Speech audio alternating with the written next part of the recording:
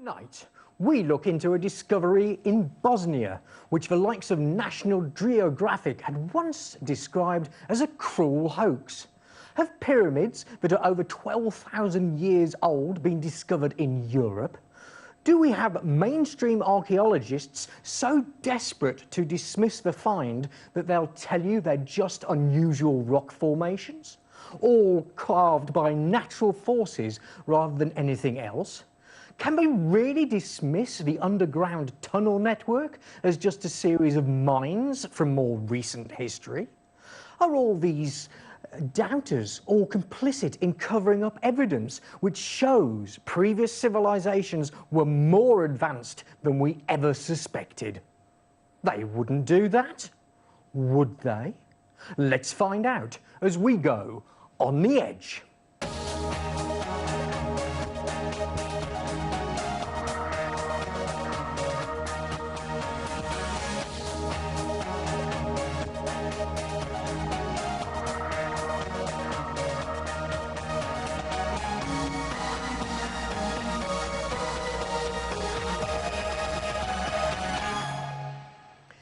Hello, I'm Alex G and welcome to On the Edge. Tonight, for the first time, broadcasting to the world.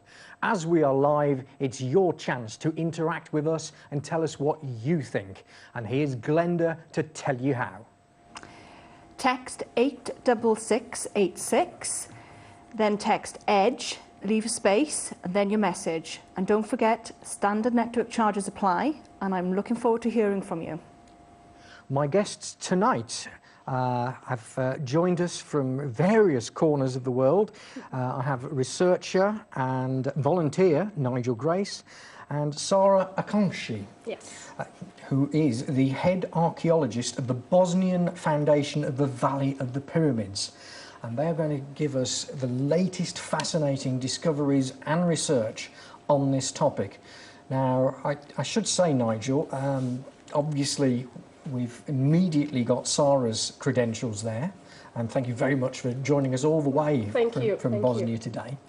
But Nigel, what's your background? How did you become aware of the Bosnian pyramids? Well, I started up as a graduate of sociology, but I soon became fascinated with the psychology of human consciousness and how humanity is developed in terms of our conscious ability. I became a teacher of meditation, and I'm currently working in the field of computer science.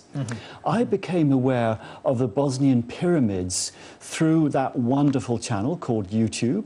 Right. And I watched an interview of the person who discovered the pyramids, and I was fascinated from the moment I watched it. Now, Sara, that brings us on to ask the question, where exactly are these pyramids and who indeed did discover them? Yeah, well, the pyramids are in Visoko. It's a small town 20 kilometers from Sarajevo. And Samir Osmanagic is the person who discovered the pyramids in 2005. And he's known as Sam to his friends, I think, isn't he? Yeah, he changed his name when he went to live in Texas. Oh, right. Yeah. Because nobody could pronounce Samir Osmanagic, so he decided to Well, don't worry about that. I shall certainly be calling him Sam throughout the programme. Yeah, so Sam for friends. And, well, in 2005, he discovered the pyramids, and they started to excavate in 2006. Right. So now it's 5 years that we are going on with these researches, and well, I hope we will go on for a lot of other years. And I think we've got an image to sort of kick us off. We've got lots of images this evening. Yeah. And the first one is number 147, which I note is a snooker score of great deliberation. So here we have that image up for our viewers. So describe what they're seeing there. Well, this is the valley, Visoko Valley of the pyramids. And, well, when they started in 2005 to make the researches, they were working with a georadar. And they discovered that actually in Visoko we have more than one anomaly. So we're not speaking about one pyramid, but more than one. Goodness. So they saw that there are 5 anomalies, so 5 different pyramids. But the main pyramids are the Pyramid of the Sun, the Pyramid of the Moon, and the Pyramid of the Dragon. Right. And there is a very important connection between these 3 pyramids, because actually they are creating an equilateral triangle. Right. So, and then that's a genuine, fully geometric triangle. 2.2 kilometers for on it's each the side. distance. Yeah. Yeah. So actually, they started to make some researches on the Pyramid of the Sun and on the Pyramid of the Moon for different reasons. Because first of all, as you know, in Bosnia we had a war. Yeah, yes. So it's we have to be very careful when we are working in field job. So we started to work on the Pyramid of the Sun and Pyramid of the Moon, and actually we really found something. We really found evidence that we have something handmade. And it's perhaps interesting to sort of actually get a mainstream view of this. And this is a quote from, I'm tempted to say learned journal, National Geographic, but we shall see how they fare throughout the rest of the show. And this is again from sort of around the 2005-2006 time. So, and they basically say, he's been called a Balkan Indiana Jones. Others label him a dreamer, or worse, a pyramid buff with loony ideas. Despite his critics, and he has many, Samir Sam Osmanagic believes he's discovered the find of a lifetime, a series of ancient pyramids in the heart of Bosnia. Prominent Bosnian archaeologists entered the scrum early on, denouncing the dig and lobbying to shut it down. Anthony Harding, president of the Czech Republic-based European Association of Archaeologists, has dismissed Osmanagic's ideas as wacky and absurd. Garrett Fagan of Pennsylvania State University in University Park has slammed the project. He says that the dig will destroy bona fide archaeological sites in the area. So, in effect, Nigel, what they seem to be saying is you're destroying archaeology by going after the archaeology. Yes, a conundrum indeed. So immediately, when people start researching this online, they will find this extremely negative attitude to the whole scenario, and it's something we'll develop over the programme. But you were part of a team of 11 people from England who just spent a week at the pyramids.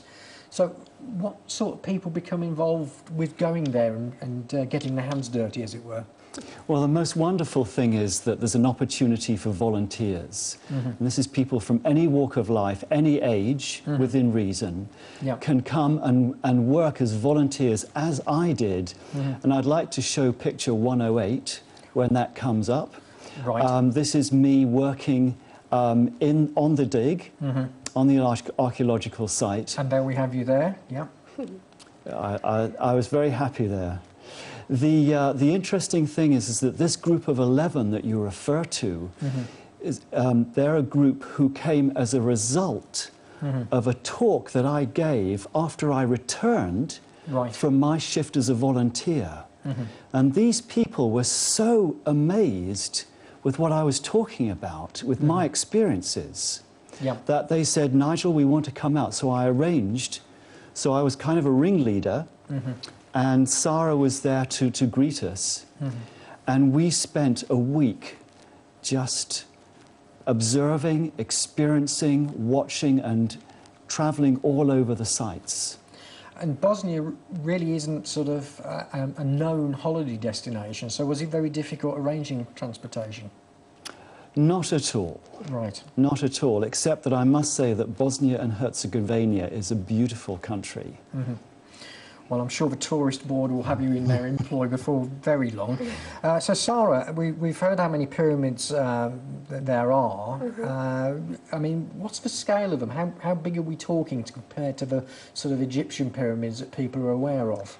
Well, we are talking about the biggest pyramids in the world, because the Pyramid of the Sun is minimum 220 meters. Okay. We didn't discover the bottom yet, so it can be even more. It might be taller than that. And I mean, just to give people perspective, the Great Pyramid of Egypt measures 147 metres. Exactly. So, plus, the Pyramid of the Moon is 180 meters. So that one's even bigger than... Yeah, so the smaller one in Visoko is bigger than the one in the biggest in Egypt. So, Great Pyramid of Egypt relegated to a poor third already, so that's intriguing. Nigel, in terms of the pyramid's orientation, what's special about that? How is it lined up? Well, the first thing I heard, that it was correctly orientated towards the cardinal points. Right. So I checked into that, and I found that the Geodetic Institute of Bosnia and Herzegovina had found, through research and also through satellite images, that they found that it was actually orientated so extremely accurately towards the cosmic north, even more than Cheops's pyramid. In fact, Cheops's pyramid being 0 degrees and 21 minutes deviation or error towards the cosmic north. This structure, the north face, is 0 degrees, 0 minutes and 12 seconds deviation, which is almost perfectly oriented. Not far out at all, really. Indeed. Goodness. So let's now start going through the catalogue of images that we've got. If we start with image 101, right at the top of the shot. Sara, in terms of how the pyramid is constructed, these pyramids, what are we looking at here in terms of what people are seeing on the screen now? Yeah, here we are in front of the Pyramid of the Sun. Yeah. Well, we have to underline that actually in Visoko we have different kind of pyramids. Right. So the Pyramid of the Sun seems to be a natural hill modified, shaped by human hand as a pyramid. Right. So we don't know yet. We don't have enough evidence, but it seems to be like this. And all the surface of the pyramid is covered with these concrete blocks. Right. So here we are just looking for these concrete blocks. As you can see, we have flat sides. Yep. And it's something that actually you cannot find in nature because we are speaking about rectangular blocks. So a lot of geologists are telling us that it's natural material, and actually it's natural material. We are speaking about stone, clay, sand, calcium carbonate and magnesium carbonate. But all this material were put it together in order to create these concrete blocks. And these concrete blocks are 5 times stronger than our concrete. Goodness. So, yeah, so it's a very good job, actually. They did a very good job. And all the surface of the pyramid is covered with these concrete blocks. So it'd be worth various people in the construction industry getting involved in this to see how this was actually done. Goodness me. And for those who like their figures, but we're talking about 133 megapascals of hardness in terms of this. So the engineers out there will probably have just sort of dropped their beer with us saying that there. Well, Alex, one way to visualise that is that the pyramid is covered with trees and shrubbery, and the roots from the trees naturally will go through rock. Right. Especially the cedar trees, but not through this concrete. Yeah. Now, just before the break, Sara, I think it's worth sort of stating that you've actually put your career on the line by getting involved in this project, because I believe your professor actually said categorically... Yeah, not only on the line, actually destroyed my career before even starting. Goodness me. Yeah, because the scientific community is against the project. So, just to summarize everything, they told me you will never be able to find a job as an archaeologist anymore. So, I started as a volunteer like Nigel. Yeah. Last summer, I really wanted to go to excavate the pyramids. And yeah, I didn't have a good answer from my professors. Right. So effectively, you have been what we would describe as being blackballed by your very peers, if you like. Well, when I was a volunteer, I had to come back to Italy in order to obtain my second graduation. Because you're actually Italian. Yeah, I'm Italian. Even if I'm living the expressions are starting. That's excellent. That's in excellent. my hands, you can see. But, well, when I came back to Italy, my professor asked me, okay, what did you do this summer? And I said, well, I was excavating the biggest and oldest pyramid in the world. And she told me, it's better if you will not speak about it because you will never obtain your second graduation. Good Lord. So that's what I did. So I asked them why, and they told me, well, we should rewrite history, and we should admit that we are not the most advanced civilization ever. So that's the reason And that's why. telling you categorically why you shouldn't be involved. Yeah, they were pretty clear. So I just decided to play their game. And when I obtained my second graduation, I told everybody, thank you so much, because with this piece of paper, I can go in Bosnia and excavate the biggest pyramid in the world. And everybody was... Yes, bide your time before cutting the links, basically. Yeah. Yes, yes. But I think this is one of the things, it's quite incredible to hear someone say that you actually have the scientific community on this basis saying, we know there's something in this. Yeah, well, they never told me exactly, okay, we know there is something. They told me maybe there is something. But the thing that I would like to underline is that actually 99% of the scientists I know, they never been in Visoko. So actually, how can they judge something if they never been in Visoko? So without sight, they're deciding how it's going to be. Yeah. So all I need to say to you out there is keep the texts coming in on 86686. That's 86686. Don't forget, you need to start your text with the word edge, E-D-G-E. Leave a space, then let's have your message and name. And Glenda will get around to some of those after this break. Welcome back to On the Edge. You've been madly texting, and we are madly going to hear from Glenda what you've been saying. One viewer is saying, I believe we're not being told a very large part of history. If we knew the real purpose of us being on this planet, we would not believe it. Another viewer has said, why won't mainstream academia ever accept anything that does not fit in with the status quo? They don't know everything. Another viewer has texted in, we have been on this planet for many hundreds of thousands of years, become civilized and then pushed back into chaos. And John from Cornwall is asking, do these pyramids align with any other ancient sites or major cities? And another viewer has asked, have you found any writings on the walls? All right, there's three good ones there. So, I mean, Sara, taking up again the bit between the teeth in terms of the mainstream academia and their attitude towards the status quo. Did it shock you when you were told that point blank? Yeah, I actually was very, very shocked since I started to go to university. Because I was reading a lot. I decided to become an archaeologist when I was very young. So I started to read a lot of books, and I could see that there was something wrong, because I was reading books with evidence, with pictures, with artifacts, and they were called alternative archaeology, alternative history. But, you know, I was not going to university, so I was thinking, okay, maybe just because you're not inside. So when I started to go to university, I simply realized that actually it was considered alternative history and nobody was speaking about these new discoveries. Right. So I was very excited when I started to go to university, because for me it was the center of the culture, and I was so ready to be like a sponge to learn everything and to try to exchange ideas and theories.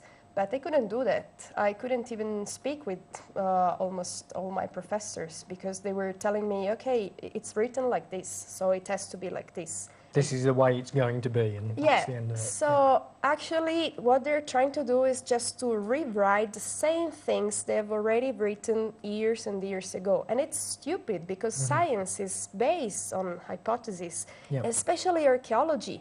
We're not living in these periods. We are just trying to read something very, very ancient with the eyes of the modern man. So it's impossible to have a final answer. So you should be prepared to rewrite every time, not because they were stupid, just because they had some evidence, and now we have new ones.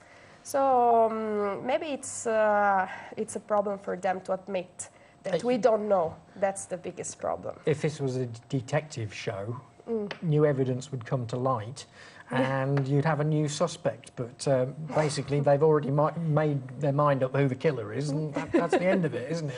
Really? So the other question there was about these pyramids and whether there was an alignment with other major sites. So I'm assuming they're talking about Peru, Egypt and so forth. There certainly seems to be an amazing pattern with those particular bodies.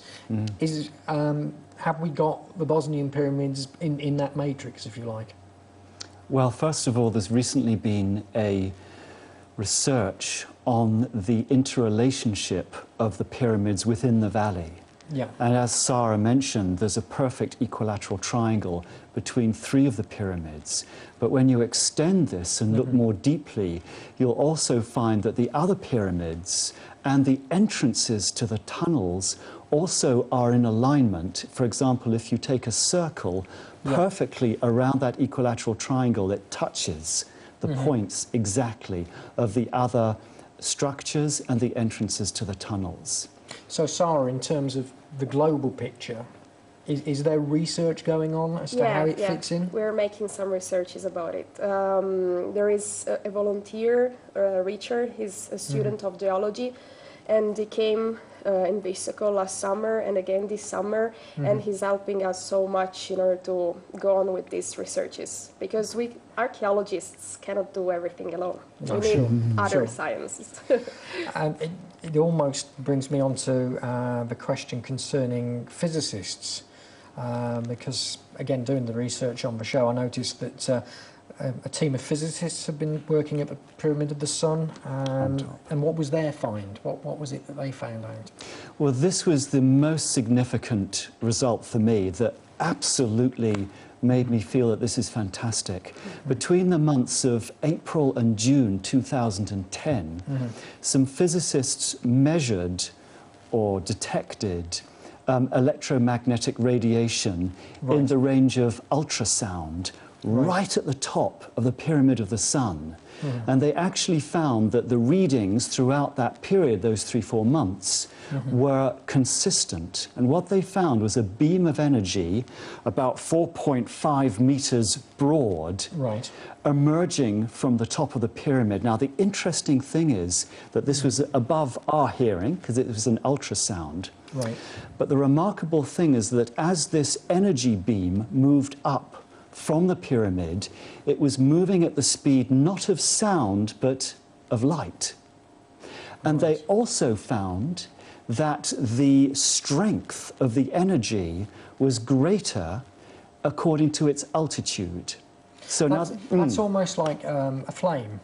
Right at the base of the flame, it's fairly warm, but it's only further up that it's really, really hot. So it's that sort of basis then? Well, we could say that our conventional understanding of physics is that the strength of an energy beam will decrease over a length or a period or duration.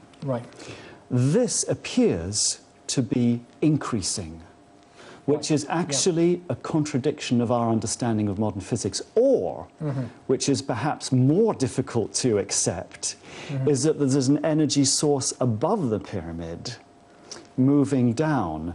But if we were to take the understanding that it's coming... You're now going into, what, outer space on this? Well, both explanations are difficult to accept. But what I would suggest is that Nikola Tesla, for example, who was talking about non-Hertzian technology, perhaps could it be that this might be an incident that actually proves that he was right? Goodness me. Goodness me. I want to take the final question of note from what we had comments-wise just now, and that was writing on the walls. Has there been writing on the walls? So we cue 112, please. 112 is the one we're looking at. Now this, of course, I'd like to refer to here because we found this in our volunteer shift. There are, of course, when I speak to Sara, she would say, as an archaeologist, that because these tunnels were already open, they're not sealed when we came in, we can't determine exactly that the writings weren't put on later. But as a volunteer, we on several occasions found stones and rocks with markings, rather like this picture shows. We also found markings that could possibly be runes.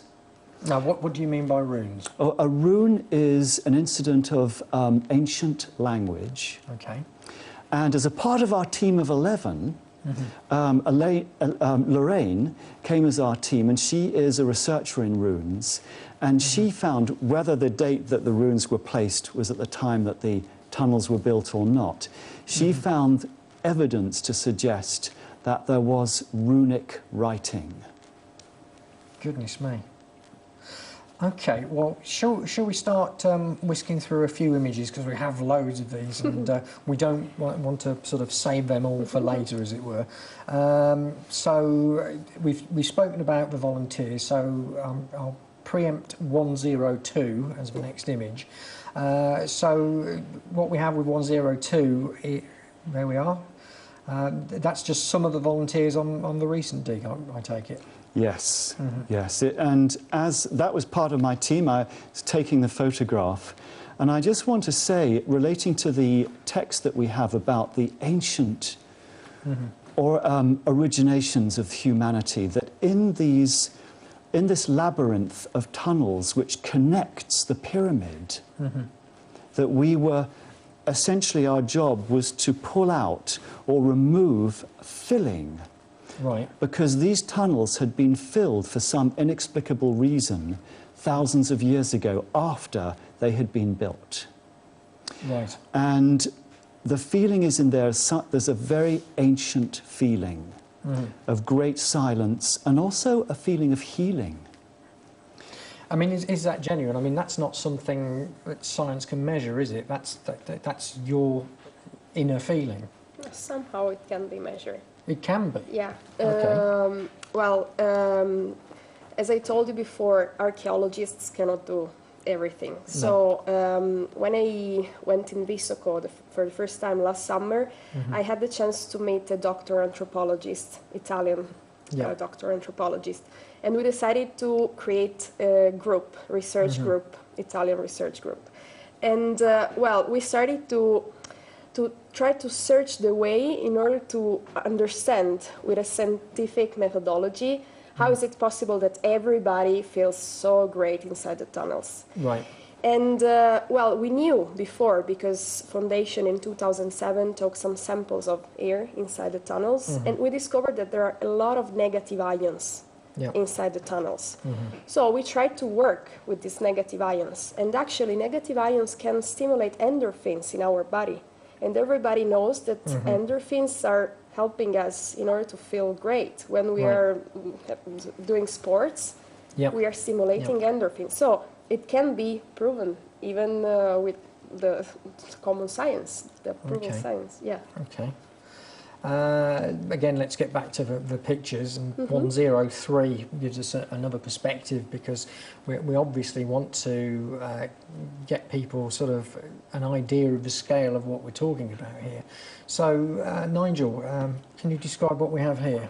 This is on the side of the Pyramid of the Sun. Okay. And what we're looking at are slabs of material that Sara has just described a little earlier as artificial concrete. Right. This is the extremely hard concrete. Now, the remarkable thing, there's our guide standing there, the Bosnian guide, and he's actually at this moment, when I took this picture, describing that there are several layers of this concrete, usually found in layers of 2 or 4 deep. Right. Then a layer of clay, then another layer or 2 to 4 layers of these slabs, which actually build up step by step or layer by layer the outside of the pyramid.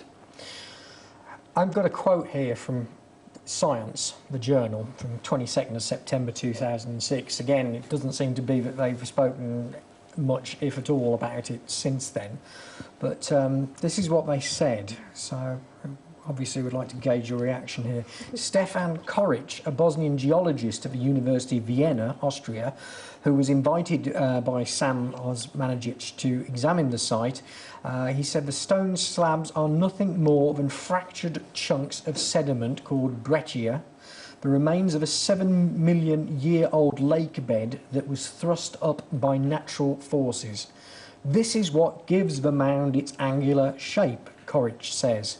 As for the tunnels, if they were made by humans without establishing their age, I would assume they are part of an old mine. Anthony Harding of Exeter University's verdict was, it's just a hill. Now, this seems quite categoric that academia are saying there is nothing to see here, move along. Indeed, that they might wish us to do that.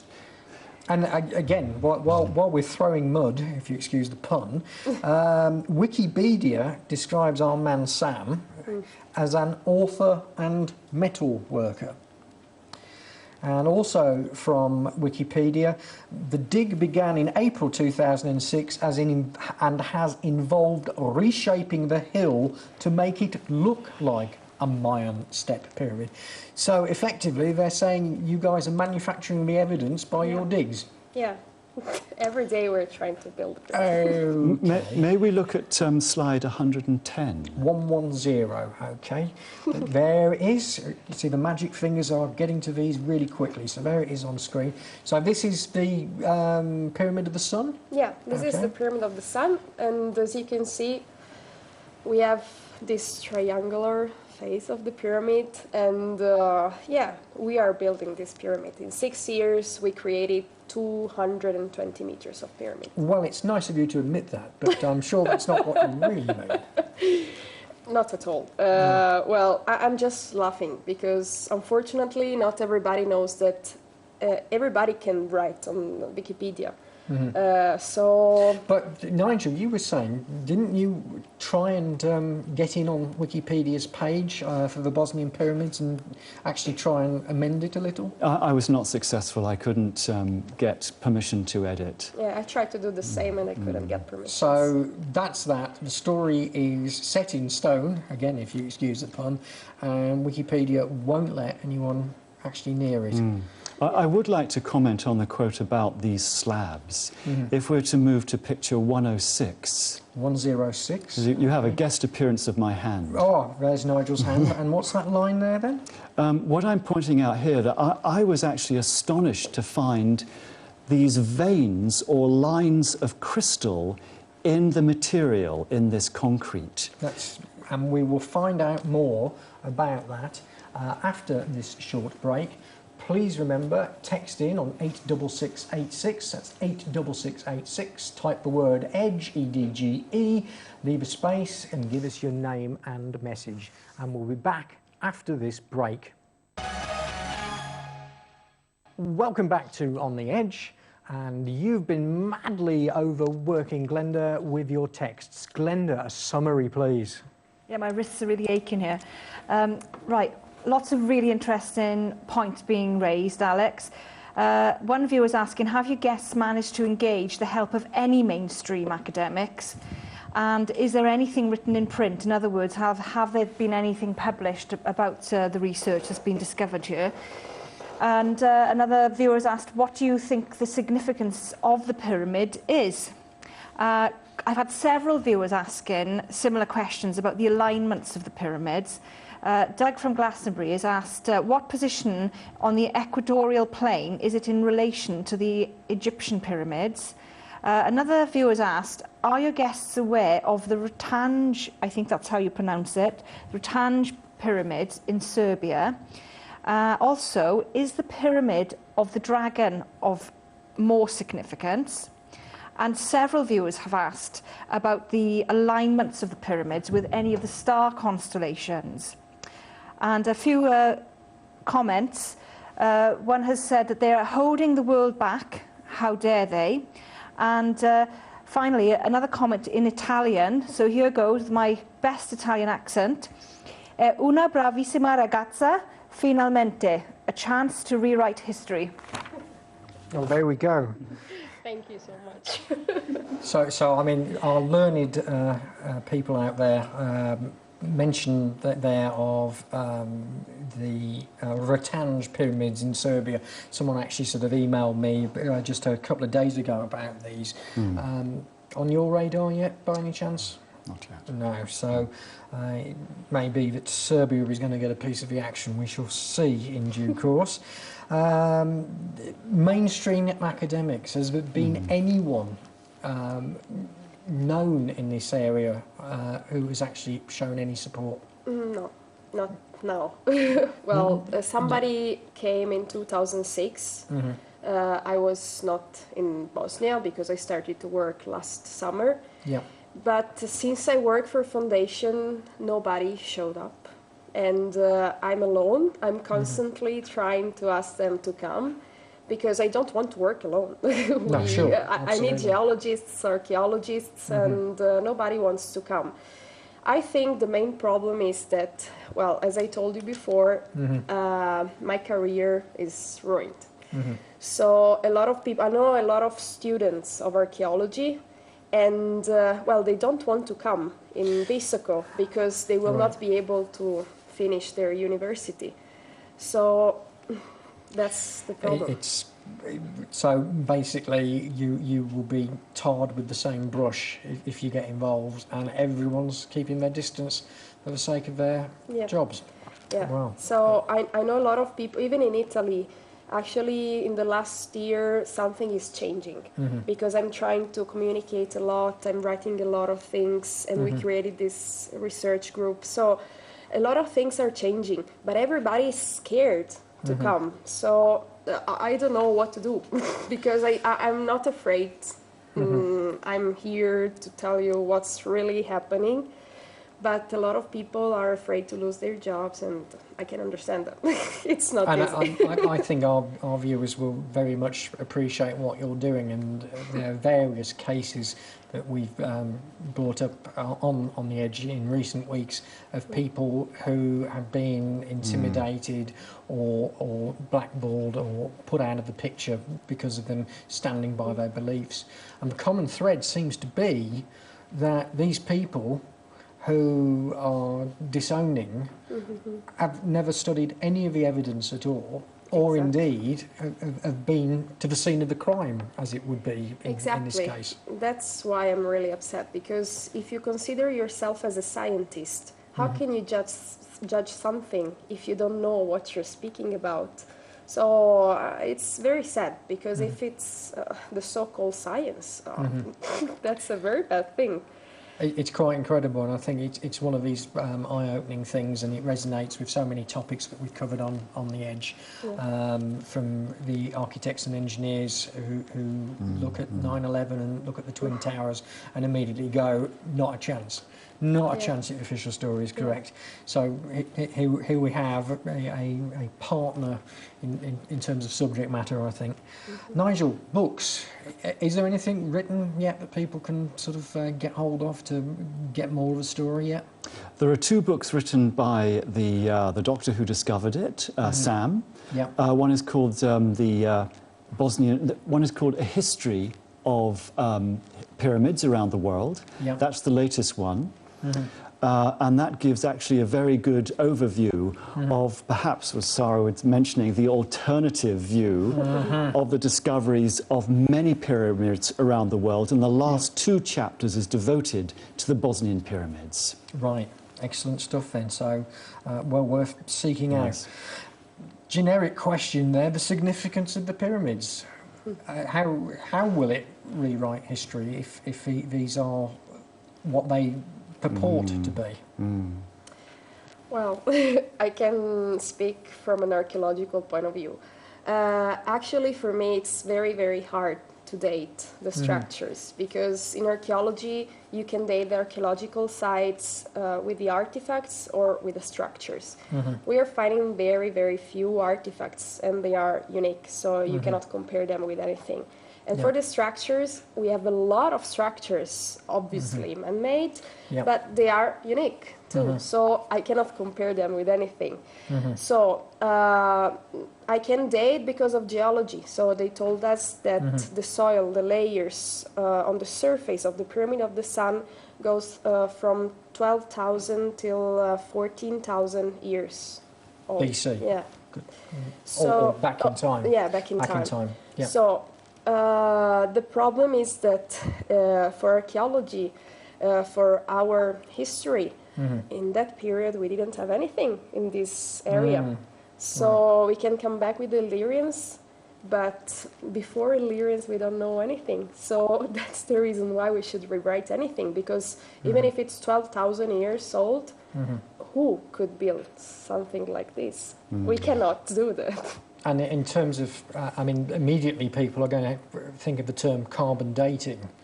I mean, is there anything that this can be applied to, which will help solve the mystery? Yeah, the carbon dating methodology is very, very helpful. The problem is that inside the tunnel and on the Pyramid of the Sun, we're not finding organic material that can be used in order to date the layers. So, for the Pyramid of the Moon, last summer we discovered a piece of organic material in between the clay layer and the sandstone layer. Right. So we took this sample and we received the results of the analysis in the beginning of this summer. Right. And it's 10,350 years old. So there we go. Yeah. Yeah. It's Over it's amazing. 10,000 years old. So we're talking about a period in history which has been fairly well mapped out to say that the materials used in the build didn't exist at that time. And the academic reaction to that, in general, yourself aside, is so?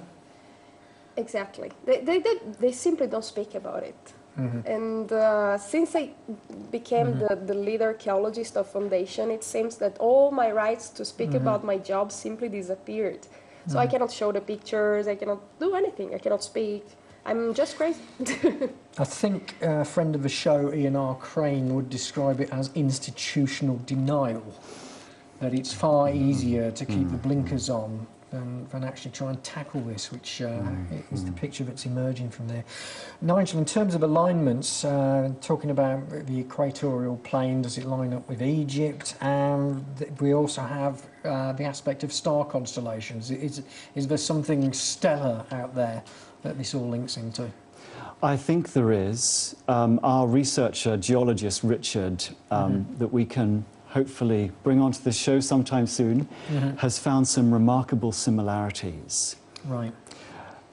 Even perhaps we've learnt about pyramids on Mars, for example, that there is a similar arrangement between the two.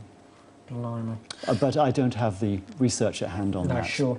Well, if we go back to image 106, which you were just talking about before the break, your hand making a special guest appearance there on 106. So you were mentioning that these lines within that material, you consider that very odd? There are perfectly parallel seams of a white substance going across these rectangular blocks of material. Yeah. And when we look at it closely, we find it's quartz crystal. There are also areas around where my wrist is on the photograph where a part of the block has broken open or just broken due to actually the local villagers dynamiting it to build their homes of it. And we find that when we look at it on the side, we find almost like this crystal, thin crystal layer has been pasted on, put together and perfectly fused to join these blocks together.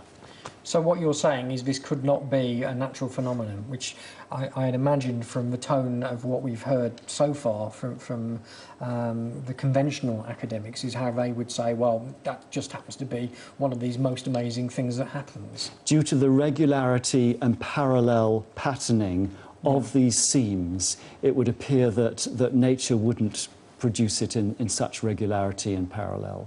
Plus, I would like to add another thing, because I am not trying to convince anybody. So, if some geologists want to come in Vesoko and to show me that, to prove me that it's natural, for me, it's okay. But the point is that every time I'm asking to show me something similar, they cannot give me anything, any proof. Plus, if it's the first time we are in front of a natural layer like this, why no geologists are coming in Bosnia to study this first natural layer like this? So anyway, there is ignorance. That's crazy stuff. I'd like to cue up image 109, if I could. Now, if we could just sort of run through this in terms of what that is there. What are people seeing there, Sara? Well, this is the Pyramid of the Moon.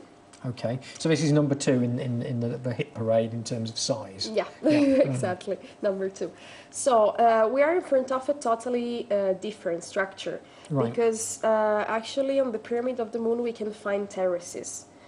So we can find clay and sandstone layers, and it goes on from the bottom till the top, and it seems to be like a spiral road that goes from the bottom till the top. And we can find this inclination of 8 degrees all around this spiral road. Yeah.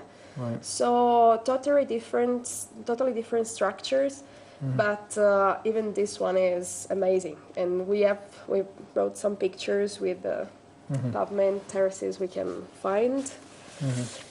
We have number 143, if it's 143 and 144.